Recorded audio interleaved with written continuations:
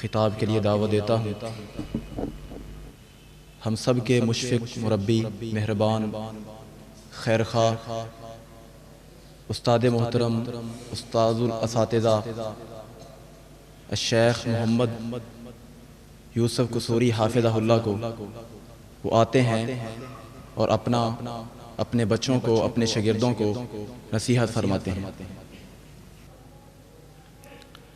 الحمد للہ رب العالمین والعاقبۃ للمتقین والصلاة والسلام على اشرف الانبیاء والمرسلین اما بعد فاعوذ باللہ السمیع العلیم من الشیطان الرجیم من حمزہ ونفخہ ونفسہ بسم اللہ الرحمن الرحیم وذکر فإن الذکرى تنفع المؤمنین۔ محترم متخرجین، فاضلین، علماء کرام اور دیگر احباب گرامی، اللہ تبارک و تعالی ہم سب کا یہاں جمع ہونا، علماء کرام فاضلین کا سنانا پھر سننا، سب کا اللہ تبارک و تعالی اپنی بارگاہ کے اندر قبول و منظور فرمائے، اور قبول کر لینے کے بعد اللہ تبارک و تعالی اسے ہمیشہ کے لیے محفوظ بھی فرما دے۔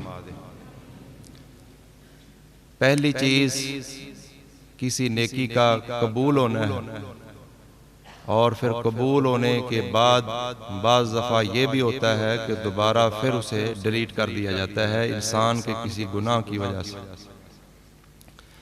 اللہ تبارک و تعالی قبول بھی فرمائے، محفوظ بھی فرمائے، اور جیسے ہم یہاں دین پڑھنے پڑھانے کے لیے جمع ہیں یا دیگر علاقوں میں کام کر رہے ہیں اور مدرسے میں جمع ہوتے ہیں، یہاں سے نکلتے بکھرتے ہیں، اللہ تبارک و تعالی جنتوں میں بھی ہمیں جمع فرمائے۔ میری باتیں کوئی تقریر نہیں، چند ایک نصیحتیں ہوں گی۔ سب سے پہلی نصیحت جو ہے وہ صحیح بخاری میں ساری دنیا حدیث پڑھتی ہے، انما الاعمال بالنیات وانما لکل امرئ ما نوی، کہ تمام اعمال کا دار و مدار نیتوں پر منحصر ہے۔ یہ دو جملے ہیں، طالب علم توجہ فرمائیں، انما الاعمال بالنیات وانما لکل امرئ ما نوی، دونوں جملوں کے اندر تاکید ہے یا تاسیس ہے۔ شیخ محمد بن صالح العثیمین رحمہ اللہ نے لکھا ہے کہ دوسرا جملہ وَإِنَّمَا لِكُلِّ امْرِئٍ مَّا نَوَى، یہ پہلے جملے کی تاکید نہیں بلکہ تاسیس ہے، نیا جملہ ہے، اور دو جملے کے اندر اصل چیز جو ہے وہ تاسیس ہوتی ہے۔ ہاں اگر دلیل ہو کہ دوسرا جملہ پہلے کی تاکید کر رہا ہے تو ٹھیک، وگرنہ دوسرا جملہ الگ ہے، پہلا جملہ الگ ہے۔ پھر شیخ محترم فرماتے ہیں کہ پہلا جملہ جو ہے اس کا مطلب نیت العمل ہے، اور جو دوسرا جملہ ہے وہ نیت المعمول لہو ہے۔ نیت العمل کوئی بھی کام، خواہ وہ عبادات محضہ میں سے ہو یا عبادات غیر محضہ میں سے ہو، نیت کے بغیر مقبول نہیں، سوائے چند مستثنیات کے، وہ 13-14 چیزیں بنتی ہیں۔ خواہ وہ عبادت محضہ میں سے ہو یا غیر محضہ میں سے ہو۔ عبادت محضہ خالص عبادت، نماز، روزہ، زکوٰۃ، حج، ورد، وظیفہ، رکوع، سجدہ، قیام، اس طرح کی جتنی بھی عبادات ہیں، قرآن مجید کی تلاوت، اس طرح کی عبادات کو عبادت محضہ کہا جاتا ہے۔ اور عبادات غیر محضہ وہ عبادات جو فی نفس ہی عبادت نہیں، ایک مومن مسلمان کی نیت پر اللہ اسے بھی عبادت بنا دیتا ہے۔ جیسے بیوی بچوں کے اوپر اٹھنے والے اخراجات، لباس، خوراک، کھانا پینا، رہائش ضرورت کے مطابق وغیرہ وغیرہ۔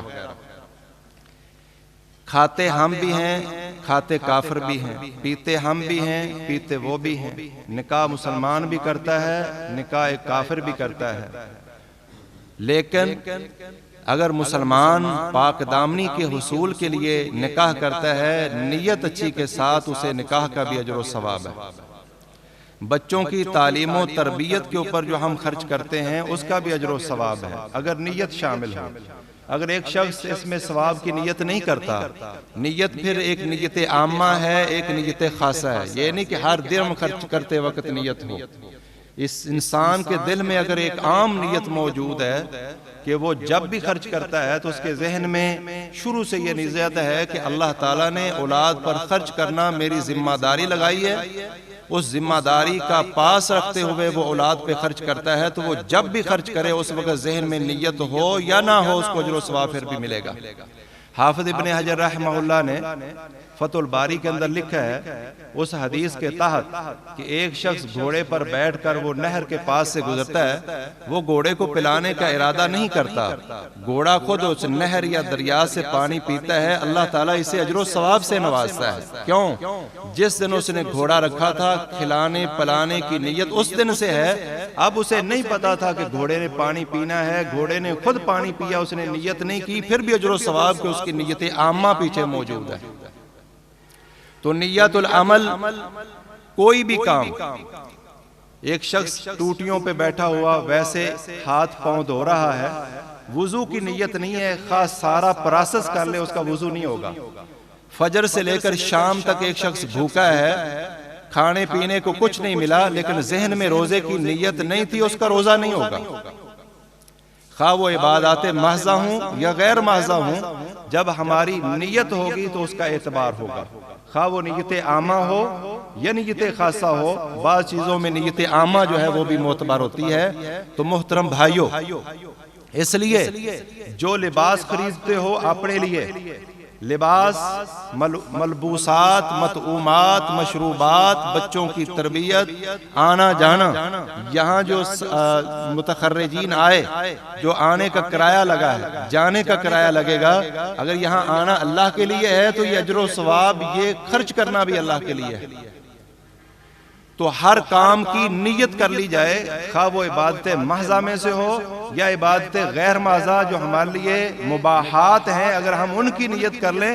حتیٰ کہ نبی صلی اللہ علیہ وسلم نے ارشاد فرمایا کہ جو شخص اپنی بیوی کے منہ کے اندر لقمہ ڈالتا ہے، اللہ تبارک و تعالیٰ اسے بھی اجر و ثواب سے نوازتا ہے۔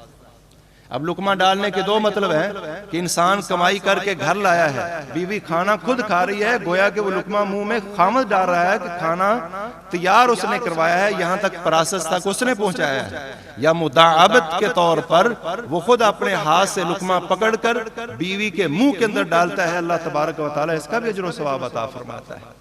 بچوں کے اوپر اٹھنے والے اخراجات، تو یہ نیت العمل ہے۔ اور دوسری چیز جو ہے وہ نیت المعمول لہ۔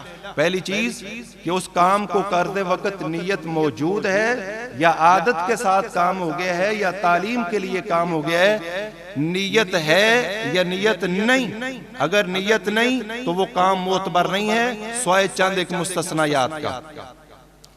جیسے نکاح ہے، طلاق ہے، رجوع ہے، کوئی مذاق کے طور پر بھی کرتا ہے، حالانکہ اس کی نیت نہیں ہوتی، لیکن شریعت اس چیز کو اس کے اوپر لازم کر دیتی ہے۔ اس طرح حکمران زبردستی زکوٰۃ وصول کر لیتا ہے، اس کا فریضہ ادا ہو جاتا ہے۔ اور اس طرح اگر کسی عورت کو اپنے خاوند کی وفات کی خبر عدت کے گزر جانے کے بعد ملے تو اس کی عدت وہ کنفرم ہے، پوری ہوگی ہے، اب دوبارہ نئے سرے سے اس کو عدت گزارنے کی ضرورت نہیں، کیونکہ برات استبراء رحم جو ہے وہ پورا ہو چکا ہے۔ نیت العمل، اور دوسری چیز ہے نیت المعمول لہ، کہ یہ کام کر کس لیے رہے ہو، اللہ تبارک و تعالیٰ کی خاطر کر رہے ہو یا مخلوق کی خاطر کر رہے ہو۔ جسے اخلاص کا نام دیا جاتا ہے.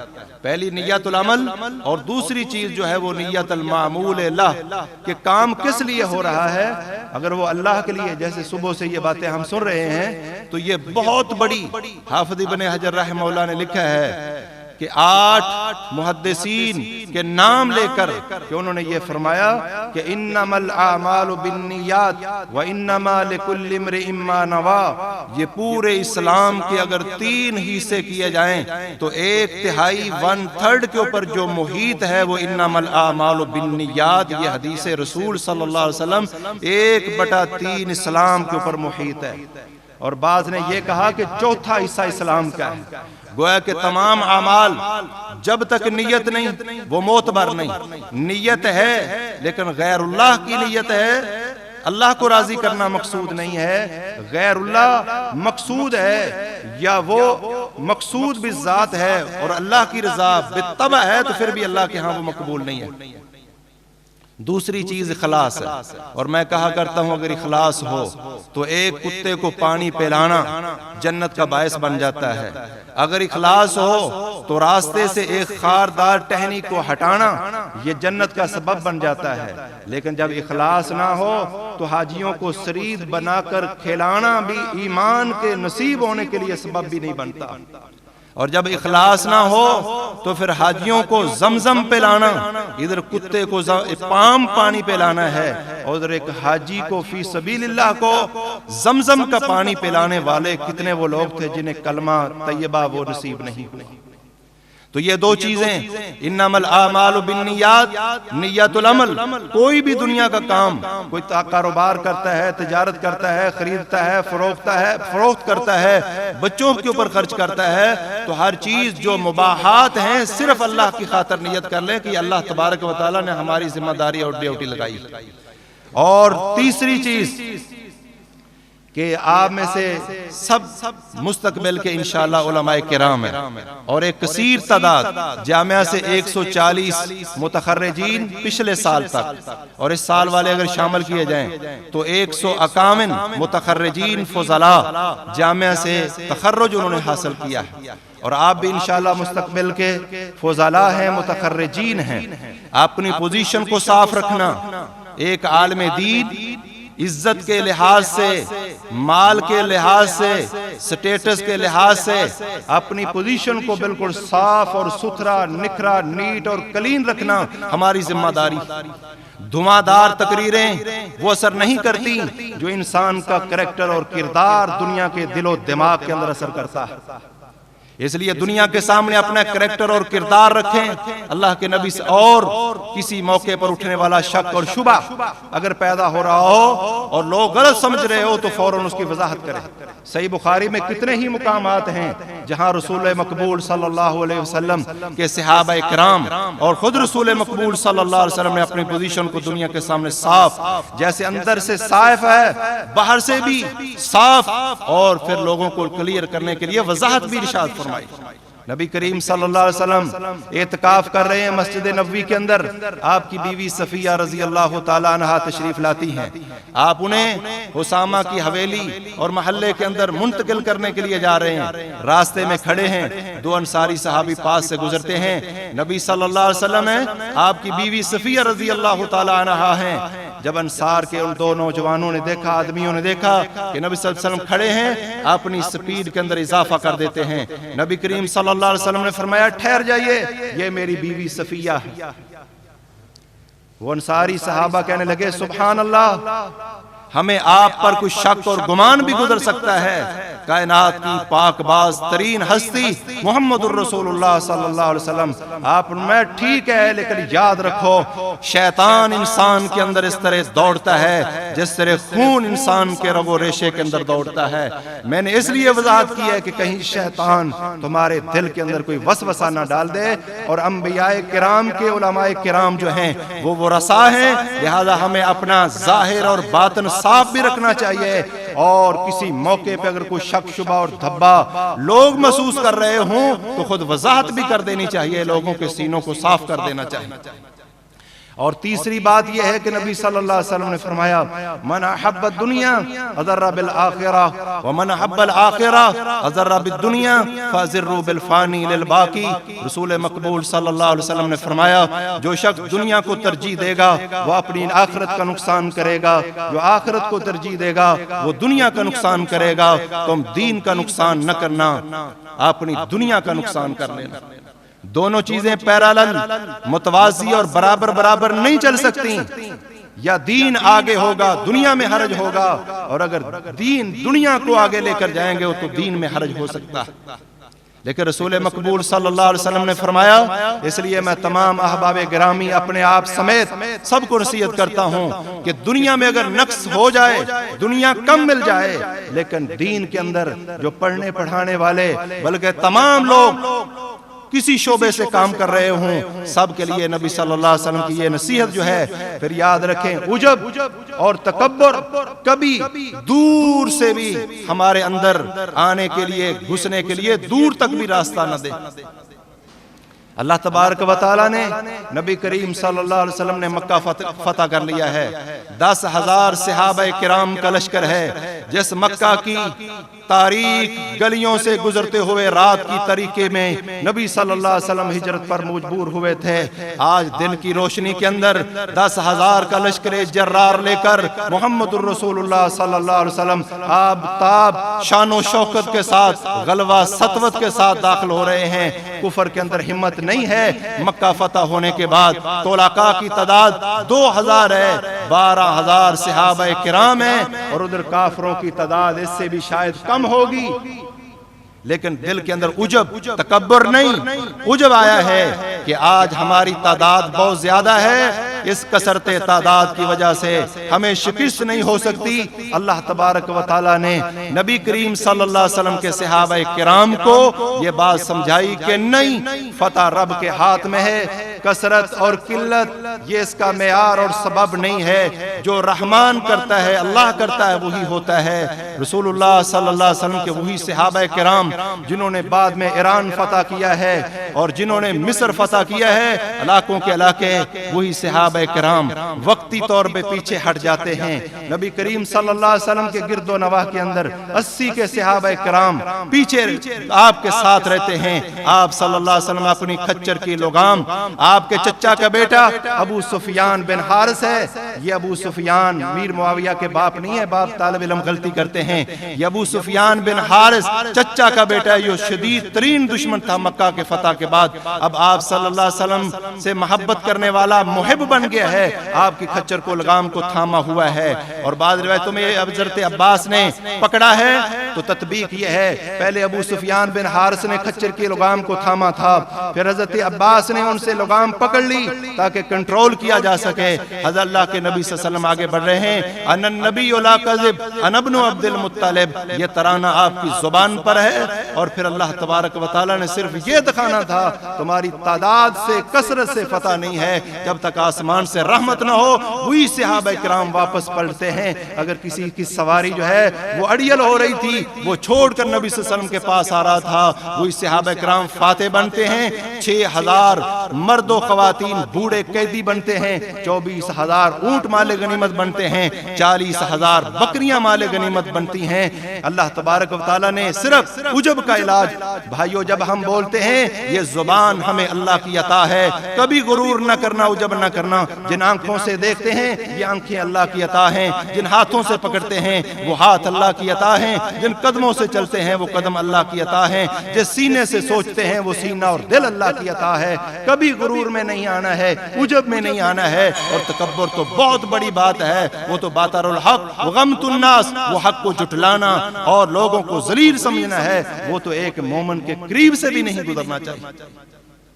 یہ چیزیں، اور اس کے ساتھ ساتھ اگر کوئی ہمارے متخرجین میں سے، میں یہ نہیں سمجھتا کہ تجارت حرام ہے، بلکہ میری یہ آپ بھائیوں سے میں یہ کہتا ہوں تمام جامعات کے اندر ایسے فضلاء تیار کیے جائیں.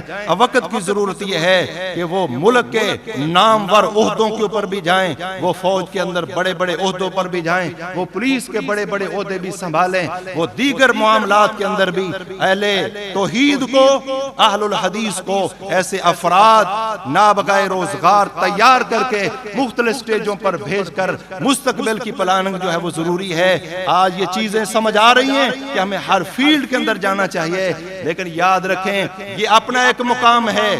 قرآن و سنت کا جو سٹیج اور قرآن و سنت کا جو عظمت اور شان ہے, پوری دنیا جو ہے, بلکہ میں کہا کرتا ہوں ایک آیت اللہ کے قرآن کی, ایک بات میرے نبی کے فرمان کی ایک طرف, پوری دنیا جو ہے وہ اس کا مقابلہ نہیں کر سکتی. لیکن اگر ہم ان شعبوں کے اندر جا کر دین کی خدمت کا جذبہ رکھیں کہ ہم نے مختلف شعبوں میں جا کر دین کو چار چاند لگانے ہیں, ہر فیلڈ کے اندر کام کرنا ہے, تو اس کا بھی انشاءاللہ درجہ بدرجہ اللہ تبارک و تعالی اجر و ثواب عطا فرمائے گا. ہمیں صحابہ کرام میں اگر کوئی تجارت کرتا ہے تو وہ عبد الرحمن بن عوف رضی اللہ تعالیٰ عنہ کے اسوے کو یاد رکھے. وہ عبد الرحمن بن عوف رضی اللہ تعالیٰ عنہ جب فوت ہوئے تھے, 4 بیویاں تھیں, 9 بیٹے تھے, 9 بیٹیاں تھیں. صرف جو سونا تھا 32 لاکھ دینار اس کی اماؤنٹ ہے, اس کی مقدار 32 لاکھ دینار, اور ایک دینار 4.25 گرام کا ہے. ایک نقطے کی بات سمجھ لیں, اس دور کی چاندی کو اگر آج کی چاندی کا ریٹ نکالیں گے تو 15, 16, 17 گنا جواب کم آئے گا, کیونکہ نبی کریم صلی اللہ علیہ وسلم نے اس دور میں ایک دینار کو 10 درموں کے برابر قرار دیا ہے. سونے کا نصاب 20 دینار ہے اور چاندی کا نصاب 200 درم ہے. گویا کہ 10 درم ایک دینار کے برابر ہوا کرتے تھے. لیکن آج چاندی کی ویلیو اس دور کی ویلیو سے کوئی 15, 16 سے 18 گنا تک نیچے چلی گئی ہے. یعنی آج اگر 150 درم ہوں یا اس سے بھی زیادہ تو پھر ایک دینار کے برابر ہوتے ہیں. عبد الرحمن بن عوف رضی اللہ تعالیٰ عنہ کی بیویوں میں سے ہر بیوی کو 1 لاکھ دینار سونا ملا تھا, اور جو ان کے گھوڑے یا اونٹ ہوں گے نہ جانے کتنی تعداد ہوگی, زمینوں کے پلاٹ ہوں گے نہ جانے کتنی تعداد ہوگی. صحیح بخاری میں حضرت عمر فاروق رضی اللہ تعالیٰ عنہ نے نکی نامی جگہ کو ایک ممنوعہ چراگاہ بنایا تھا, اور اس کا سپریڈنٹ ہنئی کو مقرر کیا تھا, اور ہنئی کو کہا ہے ہنئی یاد رکھنا کسی پہ ظلم نہ کرنا, کوئی غریب جس کے ریوڑ کم ہوں, اونٹ تھوڑے ہوں, بکریاں بھیڑیں یہ کم ہوں. لفظ شاۃ عربی کے اندر بھیڑ کو بھی کہتے ہیں, بکری کو بھی کہتے ہیں, غنم بھیڑ اور بکری دونوں کو کہتے ہیں, اور ماز صرف بکری کو کہتے ہیں, زان صرف بھیڑ کی جنس کو کہتے ہیں. بھیڑ بکریاں جس کی کم ہوں انہیں اس چراگاہ سے روکنا نہیں ہے. لیکن یاد رکھیں حضرت عثمان بن عفان رضی اللہ تعالیٰ عنہ, عبد الرحمن بن عوف, ان کے جو جانور ہیں چراگاہ کے قریب نہیں آنے دینا. کیوں؟ وہ تاجر بھی ہیں, اگر ان کے مویشی ہلاک ہو گئے تو وہ درم و دینار کی طرف پلٹ جائیں گے, بیت المال پر ان کا بوجھ نہیں پڑے گا. لیکن یہ غریب لوگ جن کے چند اونٹ ہیں یا بھیڑ اور بکریاں ہیں, اگر ان کے جانور ہلاک ہو گئے تو وہ میرے پاس بیت المال میں آئیں گے, اور کہا یا ہنئی لا ابالک, تیرا باپ نہ ہو, اگر ان لوگوں کے یہ جانور ہلاک ہو گئے تو انہیں چراگاہ سے روک دیا تو وہ میرے پاس آئیں گے کہ ہمارے بچے بھوکے ہیں, پھر میں انہیں بیت المال سے درم و دینار دوں گا. مجھے درم و دینار دینا یہ مشکل ہے, گھاس دینا آسان ہے. لہذا غریب عوام جن کے جانور کم ہیں ان کے جانوروں کو آپ نے اس نکی نامی چراگاہ سے محروم نہیں کرنا ہے. عبد الرحمن بن عوف, عثمان بن عفان رضی اللہ تعالی عنہما, ان کے جانوروں کو قریب نہیں آنے دینا, کیونکہ وہ مالدار ہیں, تاجر ہیں. ایک بیوی کو 1 لاکھ دینار آیا ہے, 1 لاکھ دینار کا حساب کیا, ایک بیوی کو 10.5 من سونا بنتا ہے جو ملا ہے, اور بچوں کا, بیٹیوں اور بیٹوں کا حصہ اس سے بھی زیادہ ہے. اور ہم دوسرے صحابی کو دیکھتے ہیں صحیح بخاری کے اندر, یہ حضرت زبیر بن عوام ہے رضی اللہ تعالیٰ عنہ. لمبا واقعہ ہے, میں اختصار کرتا ہوں. اپنے بیٹے عبداللہ بن زبیر کو نصیحت کی تھی, بیٹا مجھ سے سب سے زیادہ پریشانی آج یا ظالم قتل کیا جائے گا یا مظلوم, اور مجھے امید ہے کہ میں شروع والے لوگوں کے اندر مظلومانہ قتل کیا جاؤں گا. جنگ جمل کے اندر میری سب سے بڑی پریشانی میرا وہ قرض ہے, اور وہ قرض کے سلسلے میں تھا 22 لاکھ درم حضرت زبیر بن عوام پہ قرض تھا۔ درم یہ چاندی کا سکہ ہے، چاندی کا ایک درم 2.975 گرام ہے، جس کی اماؤنٹ کروڑوں اربوں کے اندر بنتی ہے پاکستانی کرنسی کے مطابق۔ فرمایا بیٹا میرے قرض کو چکانا ہے، اگر کسی موقع پہ کوئی ٹینشن ہو تو پھر میرے مولا کو آواز دینا۔ حضرت عبداللہ بن زبیر کہتے ہیں میں نہیں سمجھ سکا کہ زبیر کا مولا کون ہے۔ فرمایا ابا جان بتائیے مولا کون ہے؟ فرمایا اللہ میرا مولا ہے، اگر پریشانی ہو تو اللہ تبارک و تعالیٰ سے مانگنا۔ حضرت عبداللہ بن زبیر رضی اللہ تعالیٰ عنہ اس جنگ کے اندر زبیر شہید ہو گئے، عبداللہ نے اس ذمہ داری کو نبھایا، اور جتنے پلاٹ قرض کس طرح تھا، لوگ ان کے پاس قرض امانت رکھنے کے لیے آتے، وہ کہتے یہ امانت نہیں ہے، قرض ہوگا آپ کا مال محفوظ ہوگا، مجھے استعمال کی اجازت ہوگی۔ پلاٹ مکان خرید کر چھوڑتے رہے، اور اس طرح زمینیں پلاٹ خرید کر چھوڑتے رہے۔ عبداللہ بن زبیر رضی اللہ تعالیٰ ان کو بیچا، 22 لاکھ قرض بھی ادا ہوا، اور اللہ تبارک و تعالیٰ نے ساری پراپرٹی کو جب بیچا گیا 5 کروڑ 98 لاکھ درم کی وہ پراپرٹی بکی، جس میں سے 22 لاکھ ان کا قرض تھا، اور پھر قرض نکالنے کے بعد جو باقی مال بچا ہے اس میں 1/3 کی وصیت ہے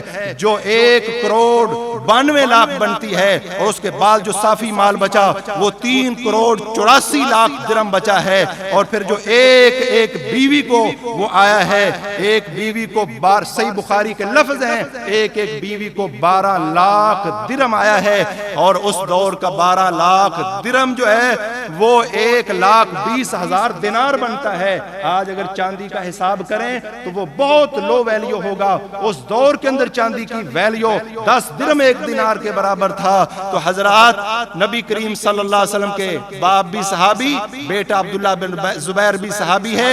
عبداللہ بن زبیر رضی اللہ تعالیٰ نے 4 سال مال وراثت کو تقسیم نہیں کیا، 4 سال حج کے موسم میں اعلان کرتے رہے جب کوئی قرض لینے والا نہیں رہا ہے تو پھر 1/3 وصیت کی، اس کو نافذ کیا، اور 2/3 جو باقی مال بچا تھا ایک بیوی کو 12 لاکھ درم آیا ہے، اور 12 لاکھ درم ایک بیوی کا، اور ایک بیٹی کو جو آیا ہے وہ 12,44,444 درم آیا ہے، اور ایک بیٹے کو 24,88,888 درم جو ملے ہیں، اور اس کی اماؤنٹ اگر نکالی جائے تو ایک بیوی کو 4 ارب 37 کروڑ 23,020 لاکھ جو ہے پاکستانی کرنسی کے مطابق۔ یہ بھی اس صورت میں جب سونے کی قیمت صرف 1 لاکھ روپیہ تولے کے حساب سے، تو کروڑوں اربوں کے اندر بیویوں کو بھی مل رہا ہے۔ صحابہ کرام میں تاجرین بھی ہیں،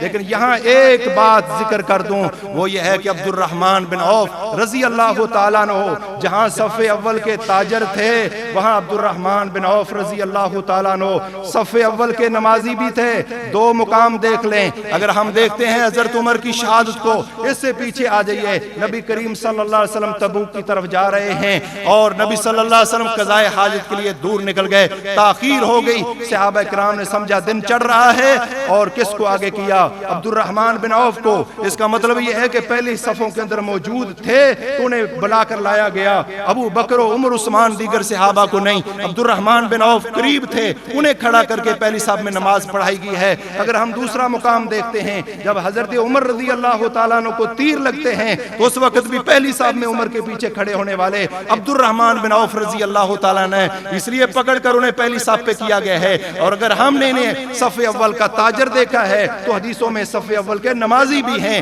اگر صف اول کے نمازی بھی ہیں تو جہاد میں صف اول کے مجاہد بھی۔ یہ بھی صحیح بخاری شریف میں حدیث ہے کہ نبی کریم صلی اللہ علیہ وسلم کے صحابی عبد الرحمن بن عوف کہتے ہیں معاذ اور موز دائیں بائیں کھڑے تھے، اور انہوں نے مجھ سے پوچھا، میں نے ذہن میں سوچا کاش کو کڑیل جوان ہوتا۔